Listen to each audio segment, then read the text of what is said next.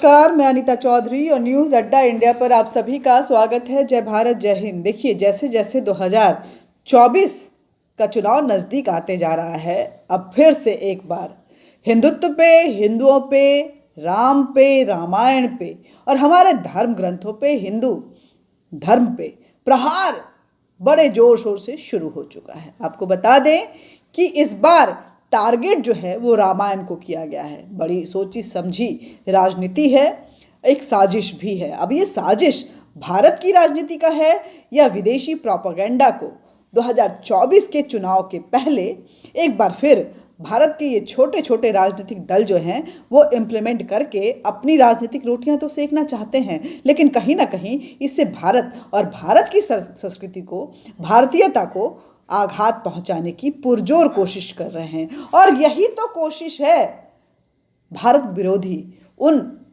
तंत्रों की जो ये चाहते हैं कि भारत की संस्कृति, मकाले के उस पद्धति को मानते हुए भारत की संस्कृति को हर हाल में डैमेज किया जाए। क्योंकि अगर हर एक भारतीय के अंदर में भारत की संस्कृति जब तक जिंदा है तब तक भारत को हराना नामुमकिन है, तब तक भारत की पहचान को मिटाना नामुमकिन है। और इस पहचान का आधार क्या है? इस पहचान का आधार है हमारे राम, हमारे कृष्ण, हमारी वो नव दुर्गा जो हमारे अंदर शक्ति और ऊर्जा प्रदान करती हैं, हमें बताती हैं कि हमारे धर्म युद्ध में हमारा कर्तव्य क्या होना चाहिए और धर्म का असली मतलब क्या है।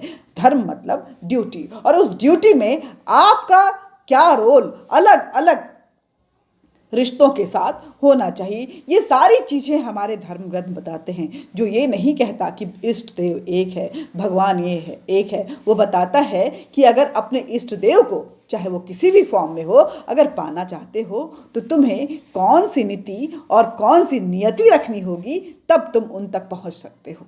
और इसी को डैमेज करने की लगातार कोशिश की जा रही है। आपने देखा होगा कि गीता को लेकर के कई बार विवाद हुए हैं। जेएनयू जैसे संगठनों में महिषासुर मर्दनी को नहीं पूजा जाता, उसको लेकर के न जाने कैसे कैसे अभद्र और अव्यवस्थित तरीके से असामाजिक टिप्पणियां की जाती हैं, कृत्य किए जाते हैं। और महिषासुर को लेकर के संवेदना जताते हुए महिषासुर दिवस जेएनयू जैसे संगठनों में मनाया जाता है, जहां पे वामपंथी दलों का कब्जा है। वैसे ही मिशनरियों द्वारा प्रायोजित बाबा साहब आम्बेडकर के नाम पर मनुस्मृति जलाई जाती है। ये हर साल की कहानी है। और अब इस कड़ी में रामायण भी जुड़ गया है। रामायण को लेकर के पहले बिहार के शिक्षा मंत्री चंद्रशेखर यादव, उसके बाद स्वामी प्रसाद मौर्य उत्तर प्रदेश में, ओपी राजभर उत्तर प्रदेश में, ये जेडीयू, अगर आरजेडी की बात करें कि आरजेडी के नेता चंद्रशेखर के जो बयान शुरू हुए रामायण को लेकर के, उसके बाद हर कोई इस कड़ी में अपने कौन कितना बदतमीज हो सकता है और रामायण की तिरस्कार कौन कितना ज़्यादा कर सकता है, इसकी जैसे होड़ सी लग गई है। स्वामी प्रसाद मौर्य, अगर चंद्रशेखर बोलते हैं कि रामायण समाज विरोधी है, तो स्वामी प्रसाद मौर्य बोलते हैं कि रामायण पर प्रतिबंध होना चाहिए। राजभर बोलते हैं कि रामायण के वानर सेना को उन्होंने इंगित करते हुए कहा कि वो वानर सेना क्या रह गए, वो बंदर ही रह गए, इसलिए क्योंकि वो राम की लड़ाई लड़ रहे थे। अपनी लड़ाई लड़ो, राम की नहीं लड़ो। ये इस तरह के कुठाराघात, इस तरह के बदजुबानी के साथ जो धर्म ग्रंथों को अपभ्रंश के तौर पे समाज में फैलाने की कोशिश की जा रही है और उसकी तरफ से आस्था खत्म करने की कोशिश की जा रही है, ये आप अगर मान रहे हैं कि ये निम्न स्तर की राजनीति है तो बिल्कुल आप गलत समझ रहे हैं। ये कोई निम्न स्तर की राजनीति नहीं है, बल्कि विदेशों से की गई प्रोपेगेंडा जो है वो भारत में उसकी तूती अब बोलने शुरू हो गई है, क्योंकि 2024 का चुनाव नज़दीक है। इसीलिए बीबीसी मोदी पर डॉक्यूमेंट्री बनाता है और उसी 2002 के दंगों को याद करता है, जिसमें न जाने किन किन, अगर हम कहें कमिटियों ने मोदी को क्लीन चिट दे दी, वो भी कांग्रेस की सरकार के दौरान। लेकिन बीबीसी अभी की तरफ से क्लीन चिट मिलना जरूरी है। इसको लेकर के ब्रिटेन के संसद में भी आवाज़ उठती है, ब्रिटेन के प्रधानमंत्री को बोलना पड़ता है कि ये बीबीसी का जो है घिनौना कृत्य है, प्रधानमंत्री मोदी की तरफ ऐसा कुछ भी नहीं ला हुआ है। ये फिर दूसरे दिन उसी ब्रिटेन के संसद में दूसरे सांसद जो हैं वो प्रधानमंत्री को सबसे बड़ा पावरफुल भारत के प्रधानमंत्री को व्यक्ति बताते हैं इस दुनिया के। और इसके साथ ही रामायण की अगर बात करें तो फिर एक बार रामायण पर राजनीति कुछ इस तरह से गर्मा गई है कि वो आग की तरह जल रही है और इस आग में देश के हिंदू जो हैं आक्रोशित हो गए हैं और अब उनका आक्रोश जो है आग बबूला होता हुआ वो खुद इतने ज्वाला की तरह भड़कने लगे हैं कि अब ये बर्दाश्त के बाहर होता जा रहा है। पहले मनुस्मृति फिर रामायण, ये जलाना कहाँ तक जायज़ है? वो भी उस रामायण पे सवाल तब खड़े किए जा रहे हैं जब राम का अस्तित्व जो है अयोध्या में जिस पे विवाद था वो खत्म हो चुका है, भव्य मंदिर तैयार होने वाला है और 2024 के इलेक्शन के पहले उस मंदिर में रामलला को स्थापित भी किया जाएगा। पार्टी कौन है? वही पार्टी जो कार सेवकों पर गोली चलवाई गई थी जिस पार्टी के द्वारा, उसी पार्टी के नेता अब रामायण पे सवाल खड़े कर रहे हैं। और वो लोग जो राम के नाम पर, सनातनी के नाम पर भारत जोड़ो यात्रा करते हुए अपने आप को सबसे बड़ा हिंदू स्थापित करने की कोशिश कर रहे हैं, वो इन सभी कृत्य पे चुप हैं। कश्मीर बाहरी देशों के, बाहरी लोगों के हाथ में है, इसका रोना रो रहे हैं और छाती पीट रहे हैं। स्वामी प्रसाद मौर्य के उस बयान के बाद रामायण की प्रीतियां जगह जगह जलाई जा रही हैं। लखनऊ से लेकर के यूपी के कई जगहों पे उन्हें जलाने की खबर सामने आई है। बातचीत हुआ, उस बातचीत में उनका कहना है कि हम उन दोहा चौपाइयों को हटवाना चाहते हैं जो दलित विरोधी है। दलित कार्ड खेला जा रहा है रामायण के ऊपर में। खैर, जिस जाकी रही भावना जैसी प्रभु मूरत तिन पायहु तैसी, यही रामायण में कहा गया है। और इसको शायद न ओपी राजभर समझ पा रहे हैं, न स्वामी प्रसाद मौर्य समझ पा रहे हैं, न बाकी वो लोग जो रामायण की प्रीतियों को जला रहे हैं। इन सब को देखते हुए स्वामी प्रसाद मौर्य ने ट्वीट किया है और उन्होंने कहा है कि धर्म की दुहाई देकर आदिवासियों, दलित, पिछड़ों व महिलाओं को अपमानित किए जाने का साजिश का विरोध करता रहूंगा। जिस तरह से कुत्ते के भौंकने से हाथी, भाषा देखिए, जिस तरह से कुत्तों के भौंकने से हाथी अपनी चाल नहीं बदलता, उसी प्रकार इनको सम्मान दिलाने तक मैं अपनी बात रखता रहूंगा और ये काम करता रहूंगा। ये स्वामी प्रसाद मौर्य का कहना है। देखिए, रामचरितमानस को लेके मुझे कोई एतराज नहीं है, लेकिन रामचरितमानस के कुछ अंश जिसमें जातियों को इंगित करते हुए, वर्ग विशेष को इंगित करते हुए, वर्ण विशेष को इंगित करते हुए कटाक्ष किया गया है, अपमानजनक टिप्पणियां की गई हैं, उन अपमानजनक टिप्पणियों को प्रतिबंधित किया जाना चाहिए। ये हमारी मांग है। जैसे उन्हीं चौपाइयों का एक अंश है कि जे वर्णाधम तेल कुम्हारा सुपच किरात कोल कलवारा, मानी जातियों का नाम लेते हुए तेली, कुम्हार, सुपच, किरात, कोल, कलवार, इत्तेफाक है सभी हिंदू धर्म मानने वाले लोग, इनको अधम यानी नीच कहा गया है। इस शब्द से इन जातियों के लाखों करोड़ों लोगों को कहीं न कहीं उनकी भावनाएं आहत होती हैं। इसी तरीके से एक स्थान पर और आया है जो चौपाई का अंश इस प्रकार है कि ढोल गंवार सूद पशु नारी शकल ताड़ना के अधिकारी। सूद पशु और नारी, यानी महिलाओं को भी उसी पशु की कैटेगरी में, शूद्र को भी उसी कैटेगरी पशु कैटेगरी में, सबको ताड़ना, दंडित करना, मारना। कौन सा पाप कर दिया है शूद्रों ने? वो भी हिंदू वर्ण की चौथे पायदान के लोग हैं, देश के सभी आदिवासी, दलित, पिछड़े यही तथाकथित शूद्र वर्ग में आते थे। तो जबकि ये भी हिंदू धर्म के मानने वाले लोग हैं, तो कौन सा ये धर्म है जो अपने ही धर्म के मानने वालों को इस प्रकार से दंडित किए जाने का प्रावधान करता है? हम समझते हैं धर्म मानव कल्याण के लिए होता है, मानव सम्मान के लिए होता है, मानवता के लिए होता है। लेकिन मानवता पर कोई कुठाराघात करता है, मानव सम्मान, मानव स्वाभिमान से कोई खिलवाड़ करता है, तो धर्म नहीं हो सकता। और इसी क्रम में हम ये भी जानते हैं कि धर्म सबके लिए बराबर होता है। लेकिन तुलसीदास जी की एक चौपाई से ये भी स्पष्ट किया गया, नहीं, कुछ के लिए कुछ, कुछ के लिए कुछ व्यवस्था होती है, जिसमें लिखा गया है कि पूज ही विप्र सकल गुणहीना, पूज ही न शूद्र गुण ज्ञान प्रवीणा। यानी विप्र ब्राह्मण समस्त गुणों से हीन है, कोई भी उसके अंदर गुण नहीं है, फिर उसका सम्मान करो। लेकिन शूद्र कितना भी पढ़ा लिखा विद्वान हो, ज्ञानी हो,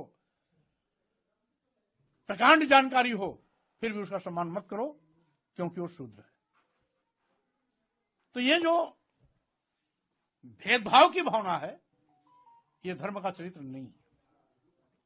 यद्यपि मैं इसको धार्मिक पुस्तक के रूप में मानता भी नहीं, क्योंकि जब बाबा तुलसीदास ने खुद कह दिया कि मैं स्वांता सुखाय के लिए इसको लिख रहा हूं। तुलसीदास जी ने रामचरितमानस को अपनी खुशहाली के लिए लिखा है। स्वांता सुखाय तुलसी रघुनाथ गाथा, और उसको उसमें विभिन्न प्रकार का भाषा निबंध का इस्तेमाल करते हुए लिखा है। तो उनके लिखने पर ऐतराज नहीं, लेकिन वो अंश जिससे एक बहुत बड़े वर्ग, महिला समुदाय, एक वर्ण शूद्र समाज, तमाम जातियां को इंगित करते हुए अपमानित किए जाने की टिप्पणी की है, इसको उस हिस्से से अलग कर दिया जाए या सरकार द्वारा प्रतिबंधित कर दिया जाए। दूसरा यह है कि केंद्रीय मंत्री गिरिराज सिंह का भी बयान आया, उन्होंने स्वामी प्रसाद मौर्य के इस तरह के बयानों को लेकर के संत समाज खासा नाराज है। आप सिलसिलेवार ढंग से पहले उन बयानों को सुनिए कि पहले चंद्रशेखर, फिर स्वामी प्रसाद मौर्य, फिर ओपी राजभर, फिर स्वामी प्रसाद मौर्य, और अब ये इन बयानों को पहले सुन लीजिए एक एक करके, उसके बाद देखिए कि यही ये चाहते थे। एक सीख लो, यहाँ अयोध्या में बैठ करके, अयोध्या से आप आए हो, अपने घर से निकल के रास्ते में बानर देखे हो ना, क्या कहते हो उसको, बंदर, बंदर देखे हो ना। ये बंदर जाति भगवान राम को विजय दिला दिया, भूल दिलाया ना। ये बानर दूसरे की लड़ाई लड़े, अपनी नहीं। ध्यान से सुनो, देखो, ये बानर दूसरे की लड़ाई लड़े। बताओ, बानर की लड़ाई थी कि भगवान राम की लड़ाई थी? इत्मीनान से बताओ, भगवान राम की लड़ाई थी। तो भगवान राम की लड़ाई बानर लोग लड़े, भगवान राम को लंका ले जाकर के विजय भी दिला दी। बानर को मिला क्या था? रहने के लिए आवास भी आज तक नहीं मिल पाया, रहने के लिए आवास नहीं मिल पाया, खाने के लिए शुद्ध भोजन की व्यवस्था नहीं हो पाई। ये दूसरे के लिए लड़े, इसी नाते इनकी दुर्गति है। रामचरितमानस को लेकर कही कि उत्तरकांड, सुंदरकांड, अनंतकांड को लेकर कही, संपूर्ण रामचरितमानस के लिए नहीं कही भाईजान। उत्तरकांड, सुंदरकांड में जो छंद हैं, ढोल गंवार शूद्र पशु नारी सकल तारना के अधिकारी, कौन गा रहा है? कौन कैसेट बेच रहा है? वही धर्माचार्य लोग कैसेट बेच रहे हैं। ढोल पीटने पर बजेंगे, गंवार भी पीटने पर ठीक होंगे। तारना माने क्या होता है भैया? पीटना। तारना मतलब उबारना भी होता है। आपके शब्द में होंगे, हो सकता है यथास्थितिवादी, यथा है या यथा, मेरी बात समझ, यथास्थितिवादी। आप ये बताइए कि ढोल गमार शूद्र पशु नारी सकल तारना के अधिकारी। तो ढोल ही, गमार ही, शूद्र और पशु नारी ही, द्विज नहीं। इसका मतलब द्विज को तारने की जरूरत नहीं है ना आपके हिसाब से? द्विज को तारने की जरूरत नहीं है भैया, मतलब द्विज पहले से तारे हुए हैं। कमजोर होता आप बात समझिए, आप वही मनुष्य जाता है भगवान के पास, आप मेरी बात सुनिए ना। तो ढोल ही तारने लायक है, ठीक है, ढोल जब तक गमार ही तारने लायक है। ढोल को जब तक उसके चमड़े को टाइट नहीं कीजिएगा बजेगा नहीं। वही ढोल ही तारने लायक है, गमार वही वही वंचित का चमड़ा टाइट करने लायक है, नारी संपूर्ण नारी जाति का चमड़ा टाइट करने लायक। आप किस बहस में आ गए? आप हमसे इंटरव्यू करने आए हैं कि आप बहस में आए हैं? सो बताइए। अगर बहस करना है तो बहस करिए, फिर धर्माचार्य को बुला के बहस करिए। अब तारना का अर्थ हमको समझा रहे हैं, तारना का अर्थ लोगों को समझाइए। अब बात समझिए, ढोल गमार शूद्र पशु नारी सकल तारना के अधिकारी। तो मतलब नारी ही क्यों, पुरुष क्यों नहीं तारना के अधिकारी? और आप सही हैं कि तारना मतलब होता है। आज भी आप नारी सशक्तिकरण क्यों करते हैं? आप पुरुष क्यों नहीं करते हैं? आप मानते हैं ना, आप सरकार में हैं, मानते हैं ना कि नारी जो है यही ना कमजोर है, क्यों उसकी जरूरत क्यों पड़ गई भाईजान? हजारों साल से जिन लोगों ने अपना एकाधिकार रखा, वो आज भी अपने एकाधिकार को सुरक्षित करना चाहता है। इसलिए महागठबंधन सरकार की ये महत्वाकांक्षी योजना है कि नारी को हम सशक्तिकरण करें। अब इसका मतलब क्या हम तारें? बताइए, सशक्तिकरण का मतलब तारना होता है? आप तो लगता है कहीं से चाहते थे कि ये आग जले और ये आग तब तक जलती रहे जब तक 2024 का चुनाव खत्म नहीं हो जाता है और कुछ वोटें जो हैं उनके पाले में आ जाए। मुझे ज़रा मुश्किल लग रहा है। जमानत जब्त होने के आसार नज़र आ रहे हैं स्वामी प्रसाद मौर्य, ओपी राजभर और चंद्रशेखर जैसे नेताओं के, लेकिन फिर भी अगर ये इसी में खुश हैं, विदेशी प्रोपागेंडा के हाथों अपने आप को बेचकर देश को आघात करना चाहते हैं, अपने धर्म संस्कृति पर प्रहार करना चाहते हैं, तो इस राजनीति से उनका कितना भला होगा ये 2024 में उन्हें पता चल जाएगा। देखिए किस तरह से जलाई जा रही है। और क्या कहना है इन अनपढ़ लोगों का जिन्होंने रामायण को पढ़ा ही नहीं, जो रामायण की किसी चौपाई को जानते ही नहीं हैं। कितने कांडों में बटा हुआ है रामायण, कितने खंड हैं रामायण के, ये नहीं जानते हैं। वो नहीं जानते कि रामायण और रामचरितमानस में क्या फ़र्क है। वो नहीं जानते कि राम ने जब उस वक्त में कहा था तो अवधी भाषा में अब वो उसको लिखते लिखते वो अपभ्रंश जिस बात पे आके ख़त्म होता है उसका उस काल से कोई लेना देना नहीं है। लेकिन ये विरोध करना है, धर्म की राजनीति करनी है तो कर रहे हैं। धर्म की इस राजनीति को आप कितना जायज़ मानते हैं? कमेंट बॉक्स में ज़रूर लिखिएगा। इस तरह के नेताओं के खिलाफ किस तरह के एक्शन चाहते हैं ये भी ज़रूर लिखिएगा, क्योंकि आज रामायण जलाई जा रही है, मनुस्मृति जलाया जा रहा है, लेकिन क्या किसी में हिम्मत है, दम है कि बाइबल जला दे और कुरान जला दे इस देश में? अगर है तो सामने आए। लेकिन और अगर वो जलाई जाती है तो क्या सरकार, कानून, प्रशासन और जुडिशियरी इसी तरह से चुप्पी साधे बैठे रहेंगे? ये भी एक सवाल होता है। कमेंट बॉक्स में ज़रूर लिखिएगा। न्यूज़ अड्डा इंडिया के इस बेबाक आवाज़ को जन जन तक पहुंचाइए। इस वीडियो को ज़्यादा से ज़्यादा शेयर कीजिएगा। न्यूज़ अड्डा इंडिया को और मजबूती मिले इसके लिए चैनल को सब्सक्राइब जरूर कीजिएगा, बेल बटन दबा दीजिएगा ताकि आप तक नोटिफिकेशन पहुंचता रहे, और लाइक बटन दबाएंगे तो वो हमारे लिए विटामिन का काम करता है, इम्यूनिटी बूस्टर होता है और हमारे चेहरे पे आपकी पसंद हमारे चेहरे पे मुस्कान लाता है। जय हिंद, जय भारत।